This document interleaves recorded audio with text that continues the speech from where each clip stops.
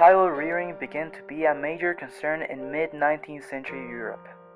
World-class environment and child labor conditions, with the effect of the Industrial Revolution, increased the death rate of infants that made mothers more concerned about raising and taking care of their children.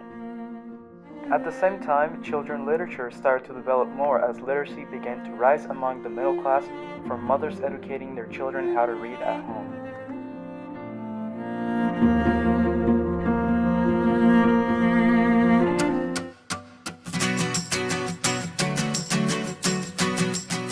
And thus it came the famous funny and cruel children's book Struwwelpeter, written by Dr. Heinrich Hoffmann in 1848.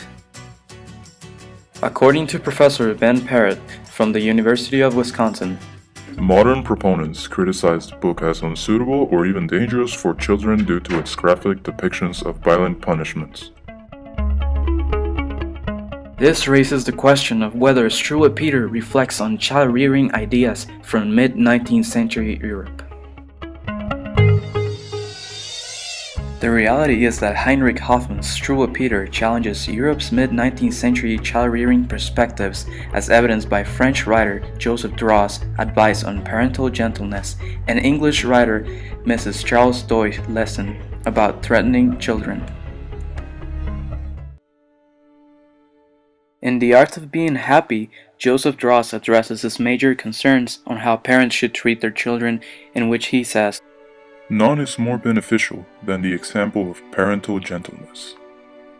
Draws' expression of "none is more beneficial" suggests that nothing is better than treating children with tender care. But in the story of the Inky Boys, Hoffmann narrates the story of a tall man called Agrippa, that could be compared to the role of a parent, punishing naughty children for discriminating a dark-skinned boy, Blackamoor. And so Hoffmann narrates, "Great Agrippa foams with rage, and they may scream and kick and call. Into the ink he dips them all." Hoffmann's description of Agrippa foaming with rage suggests that parents in the mid-19th century Europe had to punish their children with anger and violent behaviors. In conclusion, Hoffmann's tale contradicts Draw's admonition of treating children with gentleness on how it expresses violent behaviors and harsh consequences to children, rather than applying parental gentleness. On the other hand, Charles Doyle, a 19th century English educator, addresses different topics concerning treatment and punishment of children, in which he says, "By all means, avoid threatening. Threatening can therefore have an only injurious instead of beneficial effect upon the child."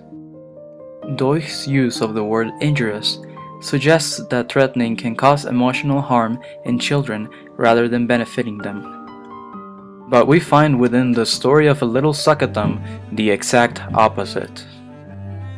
In this tale, Hoffmann narrates the story of a mother warning her child about sucking his thumbs, saying, "Don't suck your thumbs while I'm away.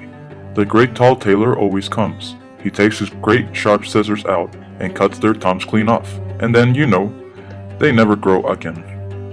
Hoffmann's use of the word always implies a threat that could cause a frightening effect upon the child, in effect of injuring him emotionally, just as Doyle described earlier.